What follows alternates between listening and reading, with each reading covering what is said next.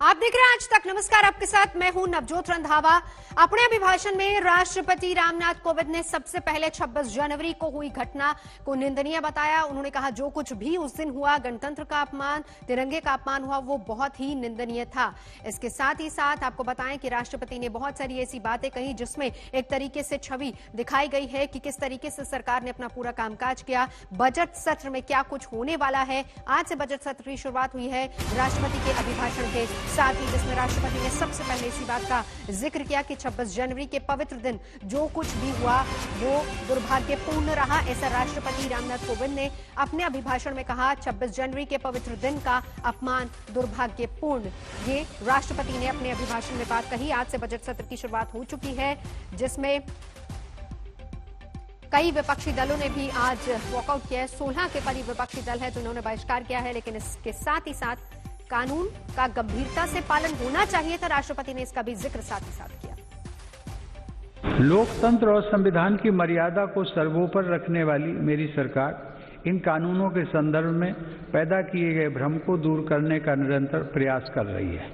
मेरी सरकार ने लोकतंत्र में अभिव्यक्ति की आज़ादी और शांतिपूर्ण आंदोलनों का हमेशा सम्मान किया है, लेकिन पिछले दिनों हुआ तिरंगे और गणतंत्र दिवस जैसे पवित्र दिन का अपमान बहुत दुर्भाग्यपूर्ण है। जो संविधान हमें अभिव्यक्ति की आज़ादी का अधिकार देता है, वही संविधान हमें सिखाता है कि कानून और नियम का भी उतनी ही गंभीरता से पालन करना चाहिए। अभिव्यक्ति की आजादी, लेकिन कानून का पालन उतना ही जरूरी। कृषि कानूनों को लेकर भी राष्ट्रपति बोले। उन्होंने कहा कि ये किसानों के हित में है। माननीय सदस्यगण, कृषि को और लाभकारी बनाने के लिए मेरी सरकार आधुनिक कृषि इंफ्रास्ट्रक्चर पर भी विशेष ध्यान दे रही है। इसके लिए 1 लाख करोड़ रुपए के एग्रीकल्चर इंफ्रास्ट्रक्चर फंड की शुरुआत की गई है। देश भर में शुरू की गई किसान रेल भारत के किसानों को नया बाजार उपलब्ध कराने में नया अध्याय लिख रही है। यह किसान रेल एक तरह से चलता फिरता कोल्ड स्टोरेज है। अब तक 100 से ज़्यादा किसान रेलें चलाई जा चुकी हैं, जिनके माध्यम से 38,000 टन से ज़्यादा अनाज और फल सब्जियां एक क्षेत्र से दूसरे क्षेत्र तक किसानों द्वारा भेजी गई हैं। माननीय सदस्यगण, किसानों की आय बढ़ाने के लिए मेरी सरकार ने पशुधन को आय के स्रोत के रूप में स्थापित करने पर भी विशेष जोर दिया है। इसी का परिणाम है कि देश का पशुधन पिछले 5 वर्षों में सालाना 8.2% की दर से बढ़ रहा है। सरकार ने डेयरी क्षेत्र में बुनियादी ढांचे की स्थापना और निवेश को प्रोत्साहित करने के लिए 15,000 करोड़ रुपए के पशुपालन अवसंरचना विकास कोष की स्थापना भी की है। मेरी सरकार ने पशुपालन और मत्स्य पालन को भी कृषि क्षेत्र की तरह ही किसान क्रेडिट कार्ड की सुविधा दी है। देश में प्रधानमंत्री मत्स्य संपदा योजना के माध्यम से मछुआरों की आय को बढ़ाने के लिए भी काम हो रहा है। इस क्षेत्र में अगले 5 सालों में लगभग 20,000 करोड़ रुपए का निवेश करने की योजना है। किसानों की आमदनी बढ़ाने के लिए मेरी सरकार अन्नदाता को ऊर्जादाता बनाने का भी अभियान चला रही है। प्रधानमंत्री कुसुम योजना के तहत किसानों को 20 लाख सोलर पंप दिए जा रहे हैं। सरकार द्वारा गन्ने के सीरे, मक्का, धान इत्यादि से एथनॉल के उत्पादन को भी बढ़ावा दिया जा रहा है। पिछले 6 वर्षों में सरकार की सकारात्मक नीतियों के कारण एथनॉल का उत्पादन 38 करोड़ लीटर से बढ़कर 190 करोड़ लीटर हुआ है। यह उत्पादन इस वर्ष बढ़कर 320 करोड़ लीटर तक हो जाएगा, ऐसी उम्मीद है। एथनॉल देश के किसानों की आय बढ़ाने का एक बड़ा जरिया बनकर उभर रहा है।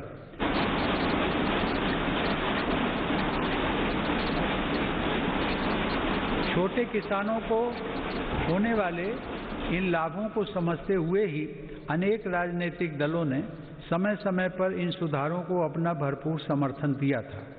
देश में अलग अलग फोरम पर देश के हर क्षेत्र में 2 दशकों से जिन सुधारों की चर्चा चल रही थी और जो मांग हो रही थी, वह सदन में चर्चा के दौरान भी परिलक्षित हुई। वर्तमान में इन कानूनों का अमलीकरण देश की सर्वोच्च अदालत ने स्थगित किया हुआ है। मेरी सरकार उच्चतम न्यायालय के निर्णय का पूरा सम्मान करते हुए उसका पालन करेगी। राष्ट्रपति ने कोरोना काल का भी जिक्र किया, कहा कि इसी काल के दौरान भारत आत्मनिर्भर बना, दोनों ही वैक्सीन भारत में ही निर्मित की गई और साथ ही साथ कहा कि भारत देश में दुनिया में सबसे बड़ा वैक्सीनेशन अभियान चला रहा है।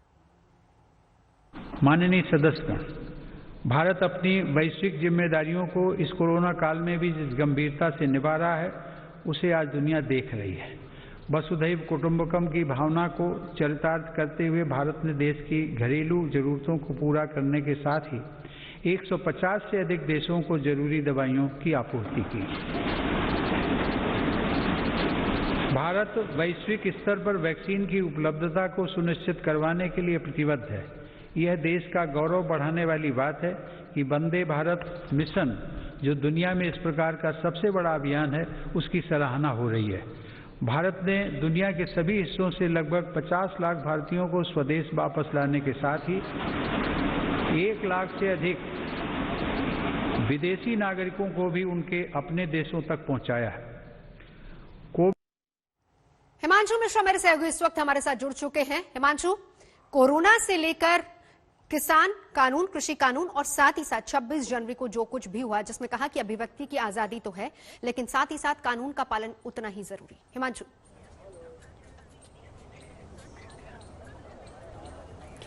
देखिए, बिल्कुल राष्ट्रपति ने जो है तीनों कृषि कानूनों को लेकर भी कहा कि उनकी सरकार ने कृषि कानूनों को बनाकर किसानों के हित में कई कदम उठाए हैं। साथ ही साथ 26 जनवरी की जो घटना है उसको लेकर उन्होंने कहा कि अभिव्यक्ति की आजादी का मतलब ये नहीं है कि कानूनों को तोड़ा जाए और मर्यादाओं को भंग किया जाए। सबसे बड़ी बात यह है कि उन्होंने ये भी बताया कि सरकार किस तरीके से पिछले 1 साल में उनकी सरकार का कामकाज रहा है। उन्होंने कोरोना काल के अंदर सरकार ने जो भी कदम उठाए हैं उसकी सराहना की, आर्थिक पैकेज के ऊपर बात की, वैक्सीनेशन को लेकर उन्होंने कहा कि भारत ने 2 स्वदेशी वैक्सीन जो है वो तैयार की हैं और उसको लेकर पूरे विश्व के अंदर भारत सरकार की जो है वो सराहना हो रही है। साथ ही साथ ये जरूर है कि तीनों कृषि कानून को लेकर भी राष्ट्रपति ने यह साफ कर दिया कि जो कुछ हुआ 26 जनवरी को वो बर्दाश्त नहीं किया जा सकता है। उन्होंने कहा कि अगर किसी को अभिव्यक्ति की आजादी है तो इसका मतलब ये नहीं है कि कानूनों को तोड़ा जाए। सबसे बड़ी बात यह है कि पूरे 1 साल के अंदर राष्ट्रपति ने अपनी सरकार के पूरे जो काम है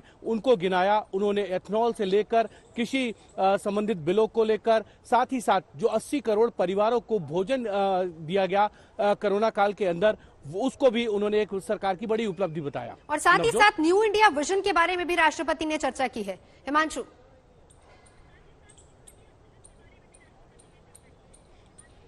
देखिए, बिल्कुल न्यू इंडिया विजन के बारे में भी जो है राष्ट्रपति ने चर्चा की है, क्योंकि ये कोविड काल में जिस तरीके से अर्थव्यवस्था जो है बिल्कुल उसकी गति जो है वो धीमी पड़ गई थी, उसको किस तरीके से आगे लाना है उसको लेकर पूरा एक खाका जो है सरकार ने तैयार किया है। उसको लेकर भी राष्ट्रपति ने साफ कर दिया है कि भारत जो है अब न्यू इंडिया के कॉन्सेप्ट पे बढ़ रहा है, क्योंकि प्रधानमंत्री इस बात को पहले ही कह चुके हैं कि 2022 तक न्यू इंडिया आपको देखने को मिलेगा।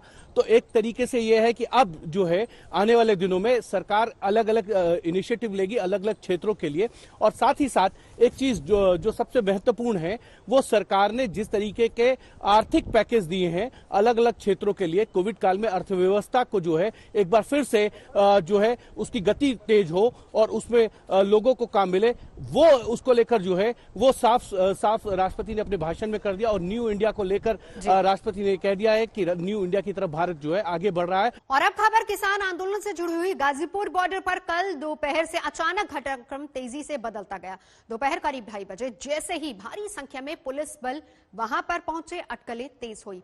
पल पल की खबर आप तक पहुंचाने के लिए हमारी टीम मौके पर मौजूद थी। देखिए किस तरीके से बदला पूरा घटनाक्रम। लगातार इस समय चल रहा है और साथ ही साथ ये कहा जा रहा है कि पुलिस का कॉन्फिडेंस बढ़ाने के लिए ये पूरा फ्लैग मार्च निकाला गया है। लेकिन बड़ी बात कि अभी तक ऐसा कोई फ्लैग मार्च नहीं हुआ था। पिछले 2 महीने से ज्यादा ऐसा बीत गया जब किसानों का ये आंदोलन चल रहा है, लेकिन आज तक कोई ऐसा फ्लैग मार्च नहीं हुआ। थोड़ी देर पहले ही यहाँ पर नोटिस चस्पा कर दिया गया धारा 144 का। उस इसका मतलब साफ है कि यहाँ पे धरने प्रदर्शन और लोग एकत्रित नहीं हो सकते।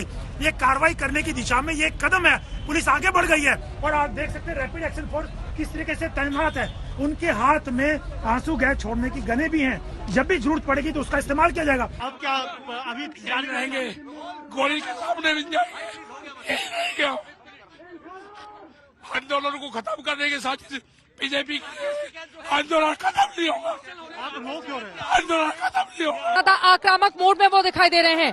पुलिस प्रशासन के लोगों ने उनको समझाने की कोशिश की है, लेकिन फिलहाल बात बनती हुई नजर नहीं आ रही है। इसलिए माना जा रहा है कि राकेश टिकैत को यहाँ पर गिरफ्तार किया जा सकता है। आप देख पा रहे हैं यहाँ पर किस तरह से उत्तर प्रदेश की पुलिस यहाँ पर भारी तादाद में मौजूद है और ऐसा कहा जा रहा है कि उन सभी को लेकर अब यहाँ से निकला जाएगा। भारी तादाद में यहाँ पर पुलिस बल की मौजूदगी। और आपको बता दें ये गाजीपुर फ्लाईओवर है, इसके दूसरी तरफ हम आपको दिखाना चाहेंगे, दाहिनी तरफ अगर आप देखेंगे बहुत बड़ी तादाद में, सैकड़ों की तादाद में पुलिस बल की मौजूदगी है और वहां पर तमाम गाड़ियां भी लगी हुई हैं।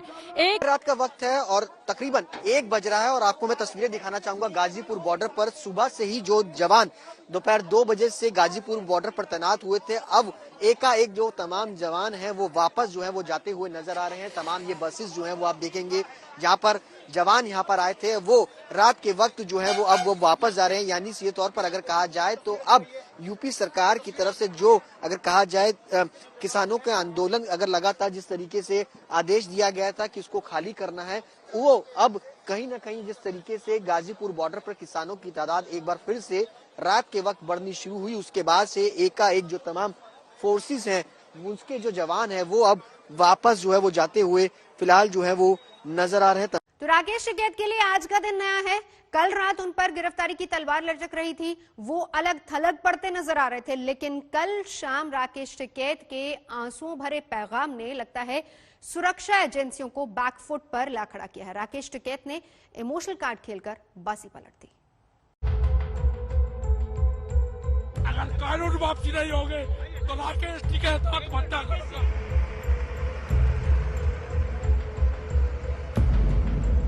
बात होगी, ठोक के बात होगी किसान के इशू पे। किसान ना हारा ना हार का जाएगा। गाजीपुर बॉर्डर पर आंसू वर्सेस आक्रोश।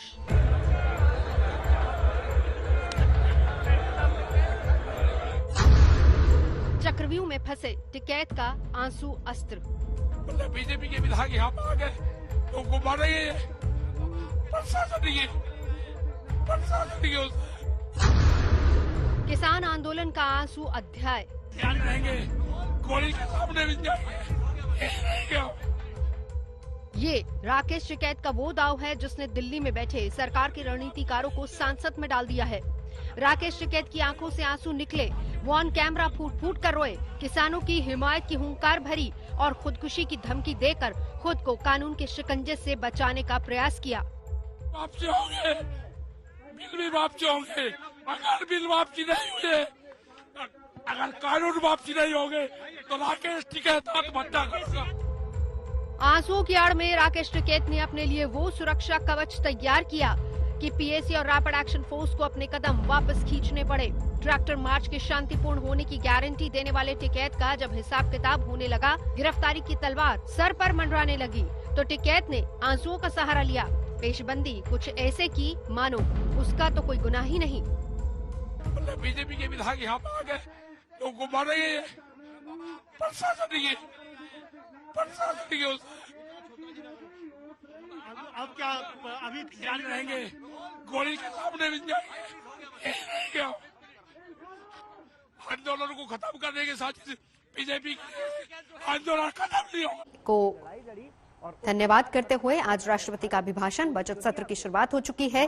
अभिभाषण में मोदी सरकार के संकल्प और उनके लक्ष्य का जिक्र करते हुए राष्ट्रपति रामनाथ कोविंद, जिसमें तमाम काम जो कि सरकार की तरफ से किए गए या फिर जो लक्ष्य हैं आगे, जिसमें आत्मनिर्भर भारत का जिक्र हुआ, कोरोना काल में किस तरीके से हिंदुस्तान आत्मनिर्भर बना उसका जिक्र हुआ, रक्षा क्षेत्र में किस तरीके से हिंदुस्तान आत्मनिर्भर हो रहा है, आगे बढ़ रहा है, उसका जिक्र उन्होंने किया।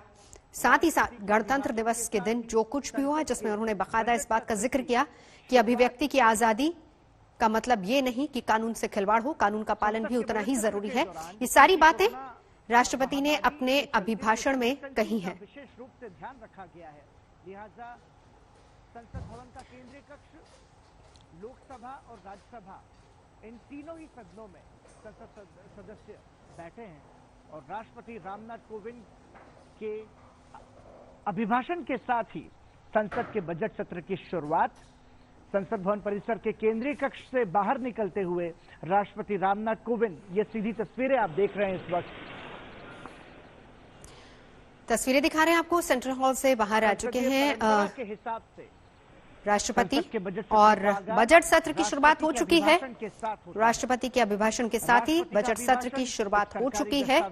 जिस तरीके से राष्ट्रपति ने अपने अभिभाषण में तमाम सरकार की उपलब्धियां, आने वाले समय में सरकार क्या कुछ करेगी, उसके बारे में भी जानकारी और अपने अभिभाषण में तमाम बातों का जिक्र किया। तस्वीरों में आप देख सकते हैं राष्ट्रपति रामनाथ कोविंद, साथ ही साथ प्रधानमंत्री और आगे वेंकैया नायडू भी मौजूद हैं। सेंट्रल हॉल से राष्ट्रपति अब बाहर आ रहे हैं। सरकार ने किस तरीके से योजनाएं बनाई हैं, आत्मनिर्भर किस तरीके से भारत हुआ है, कृषि कानूनों पर सरकार का भ्रम दूर कर रही है, सरकार भ्रम दूर करने की कोशिश कर रही है और इसी के जरिए किस तरीके से नए अधिकार दिए जाएंगे उसका जिक्र भी, क्या संकल्प है, क्या लक्ष्य है सरकार का, उस बात का जिक्र भी किया है राष्ट्रपति ने। साथ ही साथ 26 जनवरी को हुई घटना का जिक्र किया। सबका साथ, सबका विश्वास और विकास, ये सारी बातों का जिक्र उन्होंने किया। कहा कि तकनीकी से संस्थाएं किस तरीके से सशक्त हुई हैं, कोरोना काल में हिंदुस्तान किस तरीके से आत्मनिर्भर हुआ है, लोकल फॉर वोकल का जिक्र भी एक तरीके से राष्ट्रपति करते हुए। उसी के तहत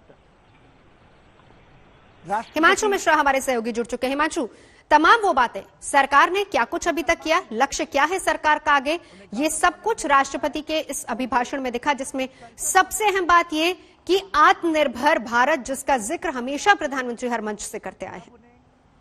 देखिए, बिल्कुल, क्योंकि राष्ट्रपति का अभिभाषण जो होता है पिछले 1 साल के कार्यकाल में सरकार की जो उपलब्धियां हैं नवजोत, वो उसको गिनाते हैं और जो आने वाला साल है उसमें सरकार का क्या टारगेट रहेगा, किस तरीके से सरकार के कामकाज रहेगा, उसको लेकर राष्ट्रपति के अभिभाषण के अंदर ये सारी चीजें परिलक्षित होती है।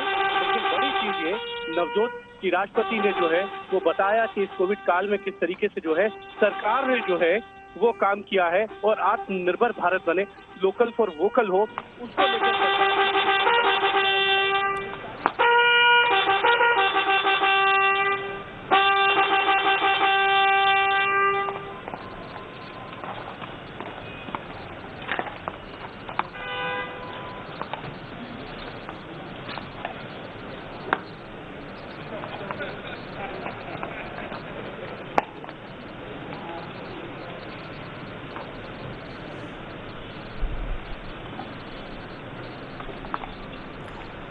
हिमांशु हमारे साथ लगातार जुड़े हुए हैं। तस्वीरें लगातार हम आपको दिखाते जा रहे हैं। सीमा पर शांति भंग करने के लिए उन्होंने चीन को भी जिस तरीके से एक जवाब दिया है, जांबाजों के हौसले किस तरीके से बुलंद है, वहां पर हिंदुस्तान के फौजियों का जिक्र करते हुए, उनको सलाम करते हुए, गलवान के शहीदों को सलाम करते हुए हिमांशु हमारे साथ लगातार जुड़ चुके। जी हिमांशु। देखिए, बिल्कुल नवजोत कि आज जो राष्ट्रपति का अभिभाषण था उसमें 1 साल में सरकार की जो भी उपलब्धियां थी उसको तो उन्होंने गिनाया ही, साथ ही साथ ये भी बताया कि आत्मनिर्भर भारत बनने की दिशा में किस तरीके से जो है सरकार ने क्या क्या कदम उठाए और वो किस तरीके से सरकार को इसमें कामयाबी मिल रही है।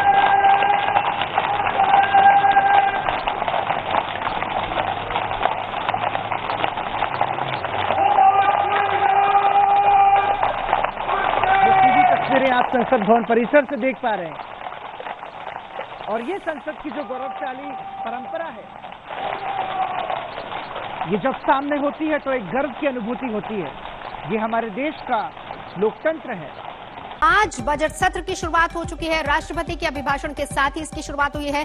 बड़ी बातें आज राष्ट्रपति ने अपने अभिभाषण में क्या कुछ कही, सबसे पहले हम आपको वही दिखाएंगे। राष्ट्रपति ने आज तीनों कृषि कानूनों का लाभ किस तरीके से किसानों को हो रहा है उसका जिक्र किया। कृषि कानूनों का जिक्र करते हुए कहा कि ये किसानों के हित में है। 3 नए कृषि कानून का लाभ किसानों को मिलेगा, छोटे किसानों के लिए भी हितकारी है, ऐसा राष्ट्रपति ने कहा। कई दलों ने कृषि सुधारों का समर्थन भी किया है। राष्ट्रपति ने इस बात का जिक्र किया कि कृषि कानून पर कोर्ट के फैसले का सम्मान करेगी। एमएसपी पर सरकार रिकॉर्ड मात्रा में खरीद रही है। आपको बताएं कि कृषि कानून में यही एक सबसे बड़ा पेच है, एमएसपी को लेकर, जिसको लेकर किसान लगातार अड़े हुए हैं। तो ये सारी बातें आज राष्ट्रपति ने अपने अभिभाषण में कही हैं। साथ ही साथ राष्ट्रपति ने चीन का जिक्र किया, कहा कि हमारे जवान मुंहतोड़ जवाब दे रहे हैं। 26 जनवरी की घटना का भी जिक्र उन्होंने किया। पवित्र दिन था, अपमान हुआ, दुर्भाग्यपूर्ण है। उन्होंने साथ ही साथ कहा कि अभिव्यक्ति की आजादी है, लेकिन इसका मतलब ये नहीं कि कानून का पालन न हो। तिरंगे का अपमान काफी दुर्भाग्यपूर्ण रहा, ये भी राष्ट्रपति ने कहा। उन्होंने कहा कि कानून का गंभीरता से पालन बहुत जरूरी है। अभिव्यक्ति की आजादी का जिक्र करते हुए उन्होंने कहा कि कानून का पालन भी जरूरी है। तिरंगे के अपमान को दुर्भाग्यपूर्ण राष्ट्रपति ने बताया है। और तीसरी बड़ी और अहम बात, अयोध्या में भव्य राम मंदिर का निर्माण शुरू हो गया है। इसका जिक्र भी राष्ट्रपति ने अपने अभिभाषण में किया है। जम्मू कश्मीर विकास के रास्ते पर चल रहा है, ये भी उन्होंने बताया है कि किस तरीके से वहां पर चुनाव हुए और उसके बाद विकास के रास्ते पर जम्मू कश्मीर।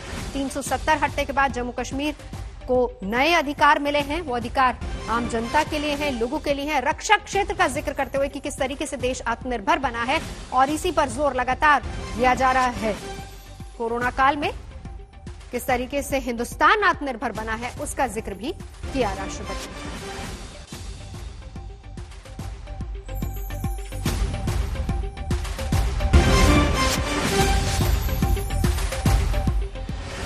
पड़ोसी देश का जिक्र किया, खासतौर पर एलएसी यानी कि लाइन ऑफ एक्चुअल कंट्रोल पर। किस तरीके से हमारे जांबाज वहां पर डटे हुए हैं और जवाब दे रहे हैं दुश्मन को, उसका जिक्र भी उन्होंने किया है। सदस्यगण, इस कोरोना काल में हम जब देश के भीतर आपदाओं से निपट रहे थे, एकता और अखंडता को चुनौती देने वालों से हम निपटेंगे, ये राष्ट्रपति ने कहा। उन्होंने कहा कि एलएसी पर जिस तरीके से हमारे सुरक्षा बल तैनात हैं और जो साजिश सीमा पार से की जा रही है, उसका मुंहतोड़ जवाब दिया जा रहा है। गलवान में हमारे जवानों ने शहादत दी है। किस तरीके से मातृभूमि की रक्षा के लिए उन्होंने शहादत दी, उसको भी याद किया राष्ट्रपति ने। इस कोरोना काल में हम जब देश के भीतर आपदाओं से निपट रहे थे, तब हमारी सीमा पर भी देश के सामर्थ्य को चुनौती देने के प्रयास किए गए। एलएसी पर द्विपक्षीय संबंधों और समझौताओं को दरकिनार करते हुए शांति भंग करने की कोशिश की गई, लेकिन हमारे सुरक्षा बलों ने न केवल पूरी सजगता, शक्ति और हौसले के साथ इन षड्यंत्रों का मुंह तोड़ जवाब दिया, बल्कि सीमा पर यथास्थिति बदलने के सभी प्रयासों को भी नाकाम किया।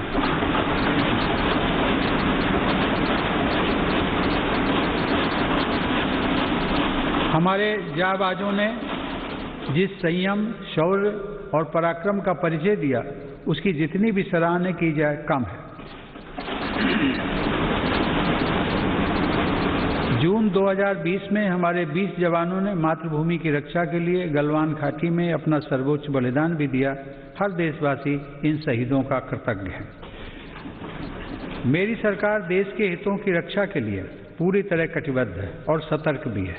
एलएसी पर भारत की संप्रभुता की रक्षा के लिए अतिरिक्त सैन्य बलों की तैनाती भी की गई है। माननीय सदस्यगण, हमारे स्वाधीनता संग्राम के दौरान देशभक्ति के अमर गीतों की रचना करने वाले मलयालम के श्रेष्ठ कवि वल्लथोल ने कहा है, भारतम ऐन्ना पेरुकेट्टाल अभिमाना पूरिदम आगनम अंतरंगम। अर्थात जब भी आप भारत का नाम सुने, आपका हृदय गर्व से भर जाना चाहिए।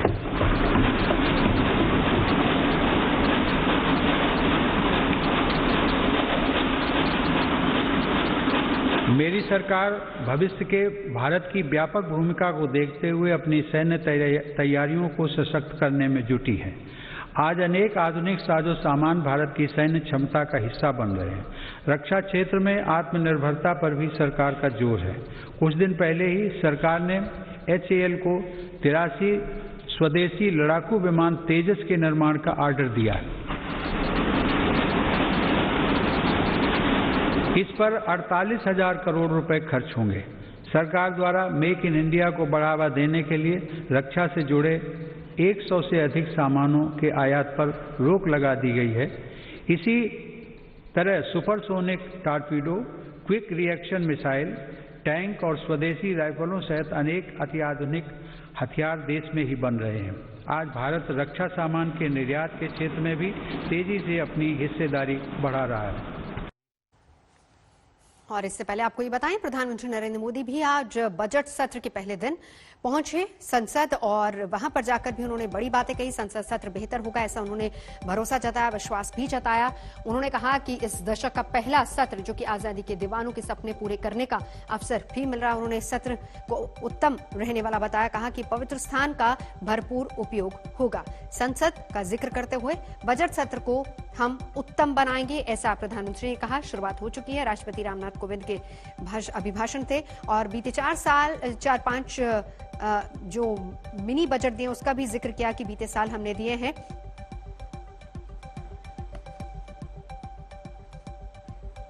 नमस्कार साथियों,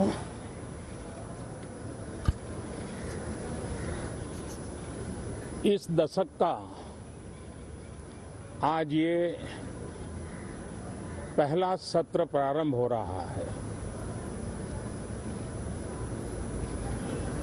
भारत के उज्जवल भविष्य के लिए ये दशक बहुत ही महत्वपूर्ण है और इसलिए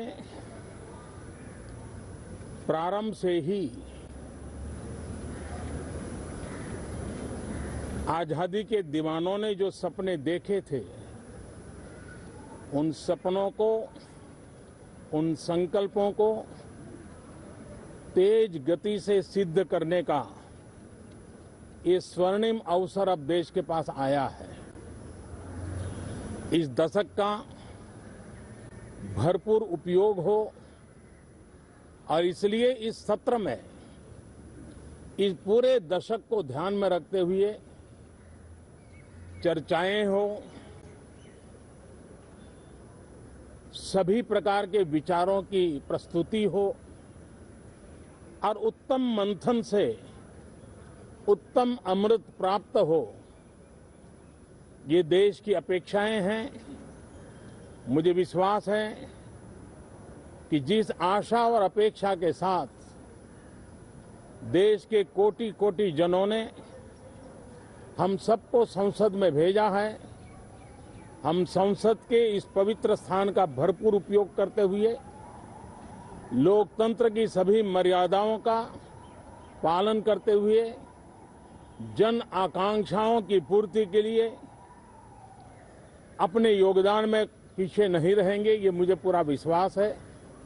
सभी सांसद इस सत्र को और अधिक उत्तम बनाएंगे, ये मेरा पूरा विश्वास है। ये बजट का भी सत्र है। वैसे शायद भारत के इतिहास में पहली बार हुआ कि 2020 में एक नहीं, हमें वित्त मंत्री जी को अलग अलग पैकेज के रूप में एक प्रकार से 4-5 मिनी बजट देने पड़े। यानी 2020 एक प्रकार से लगातार मिनी बजट का सिलसिला चलता रहा और इसलिए ये बजट भी उन 4-5 बजट की श्रृंखला में ही देखा जाएगा, ये मुझे पूरा विश्वास है। मैं फिर एक बार आज आदरणीय राष्ट्रपति जी के मार्गदर्शन में दो सदन के सभी सांसद मिलकर के उनके संदेश को आगे बढ़ाने के लिए प्रतिबद्ध हैं, प्रयासरत हैं। बहुत बहुत धन्यवाद। और वहीं दूसरी तरफ विपक्षी दलों ने राष्ट्रपति के अभिभाषण का बहिष्कार किया। किसान आंदोलन पर सरकार के रवैये से विरोधी दल नाराज नजर आए। जी अब बोल रहे थे तो मैं पहले भी बैठा था, लेकिन जब उन्होंने किसान बिल के बारे में बात की और उसके बाद दंगों के बारे में बात की भी ये यहाँ पे हुआ है, तो मैंने पहले खड़े होकर यहाँ बोला भी हम देश के साथ हैं। पहले जो तिरंगे की शान में यहाँ कुछ भी लड़ा के गए हैं, जो भी उन्होंने ये दंगा किया है यहाँ पे, उसके अगेंस्ट हैं। और आप उन्हें जल्दी से जल्दी पकड़िए, क्योंकि NIA के केस है उनके ऊपर, आपने क्यों छोड़ रखा है उन्हें। और जो खालिस्तान की बात कर रहा है, जो हमारे देश के झंडे को झुकाने की बात कर रहा है, 100% हम और किसान अगेंस्ट है उसके, जो बैठे हैं किसान। और उसके बाद ये बोला भी यहाँ जो किसान बैठा है वो 25 लाख की गिनती में 7 लाख ट्रैक्टर है, वो इनसे नहीं जुड़ा हुआ। आपने उनसे बात की है, 11 राउंड बात की है, उनको आप कैसे वो रंग दे सकते हैं? तो राष्ट्रपति जी इसलिए बोला, आपने जो कहा भी कांग्रेस पार्टी ने और सबने बॉयकॉट किया था, हमारा कर्ज पहले हमारी धरती माँ है, जो पार्टी भी माँ है, लेकिन धरती माँ जो है हमारी, उसका और जो बेटा है हमारी फसल, उसका कर्ज कैसे उतारेंगे? पहली बात तो ये कि कल जिस तरीके से इन्होंने किसानों के साथ व्यवहार किया, उनको लाठियों से पिटवाया, अपने गुंडे भेज के उनको मरवा रहे हैं। एक किसान के बेटे को रोना पड़ता है, राकेश टिकैत को कल, और किसानों को गद्दार कह रही है सरकार। पूरे देश के किसानों को आप गद्दार कह रहे हैं, अन्नदाताओं को आतंकवादी कह रहे हैं। किसानों का इतना अपमान होगा इस देश के अंदर? 2.5 महीने से वो लोग आंदोलन में बैठे हुए हैं, 125 लोगों ने अपनी शहादत दी है इस आंदोलन में। उनके ऊपर पानी की बौछारें आप करा रहे हैं, आंसू गैस के गोले छोड़ रहे हैं, उनकी आंखें फोड़ रहे हैं। क्या करना क्या चाहते हैं आप देश के किसानों को अपमानित कर रहे हैं। इसलिए आज हम लोगों ने राष्ट्रपति के अभिभाषण का विरोध किया और वहां किसानों के हक में नारे लगाए और ये तीनों काला कानून वापस लिया जाए, इस बात की गुहार की सरकार।